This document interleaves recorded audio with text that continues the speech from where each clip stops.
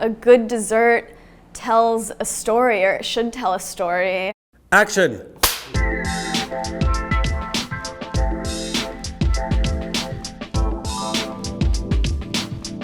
People look up to the New York cake style. We're never satisfied. You know, you get a good result, you think, this is the best cake I've ever done. Monday morning comes along and I'm saying, was good, but what are we going to do this week? My name is Ron Ben Israel and I'm a cake maker.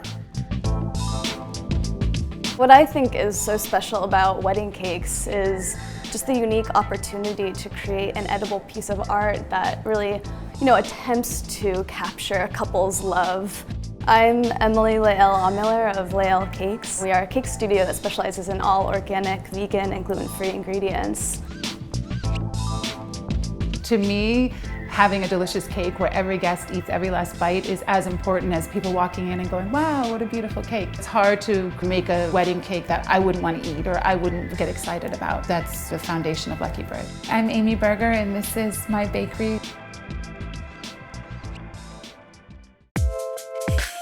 It's good to have the basics down, like the venue, the caterer, the florist. It's difficult for me to create a cake not knowing the environment. If a cake is made of black and white tiles and fits into a really chic Manhattan downtown hotel, the same cake would not work well in a 19th century gilded palace. It's very important for me to communicate with the couple and together find out a design that will work in the location.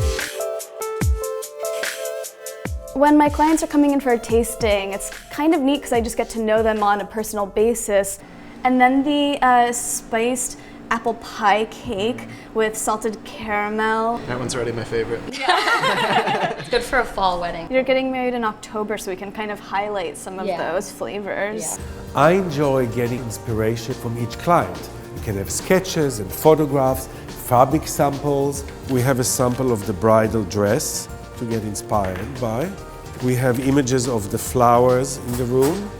Katie has been making the first stage of translating the bridal dress into paper, and then it will be translated into frosting.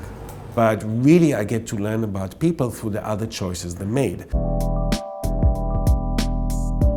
This is a chocolate cake for the chocolate lovers. People have this misnomer that naked cakes or semi-frosted cakes lack frosting. There's thick layers in between. It only sort of lacks that frosting on the outside where it's that last bite that there's no more cake and it's just a chunk of frosting. That doesn't exist with these cakes. A lot of clients come to me where they're intimidated by this tall tower of cake and they don't want something so formal. We'll do a cake bar and do 5 or 6 other cakes that can be visually beautiful too.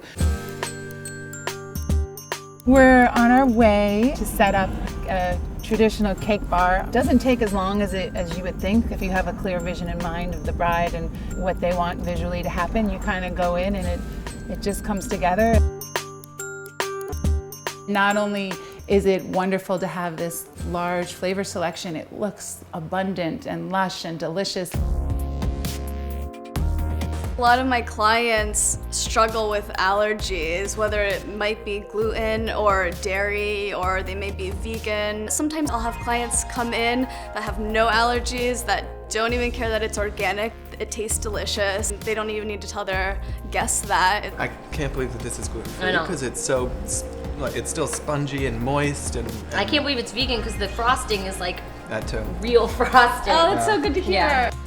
A common mistake I see with couples when booking their wedding cake time and time again is they always want to go under their head count and feel like no one's gonna eat all the cake. There'll be too much cake. And without fail, I'll have them email me, there's not a crumb left. I think a handy tip that I give my clients often is not focusing too much on their family or friends' desires, thinking what their aunt's gonna think of this quirky cake of theirs or what their mother is gonna think of a cake that's naked. It's your day, it's your wedding. You really want to just focus on your dream cake. I suggest to base your decisions on what feels authentic for you.